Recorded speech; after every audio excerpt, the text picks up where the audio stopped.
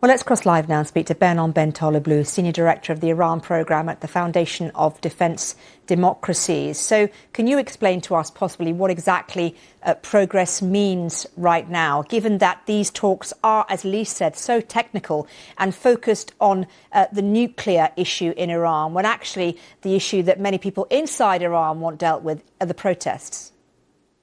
Great to be here with you, Mariam, and you hit the nail absolutely on the head right there, because the forcing function, not just for the talks, but for the military buildup, which we've been seeing in some not so slow motion for the past few weeks, is indeed the president's multiple red lines when it comes to the regime's crackdown from the state against the street, the most brutal one in the 47-year history of the Islamic Republic. In my personal view, there is no nuclear deal or diplomatic off-ramp to those multiple red lines the president has drawn, but nonetheless, he has pivoted to the nuclear issue, as well as the missile issue, as well as the regional issue, to try to frame negotiations with the Islamic Republic. Thus far, the Islamic Republic is taking a page from a diplomatic playbook that we saw in 2025, where the Americans, after every round of negotiations, albeit indirect ones, were quiet and the Iranians shaped the space. So politically, despite these being technical negotiations, the Islamic Republic is trying to manage expectations, play with optics, and get at something that few have discussed in these talks, which is the image of America, which promised help being on the way to the Iranian people,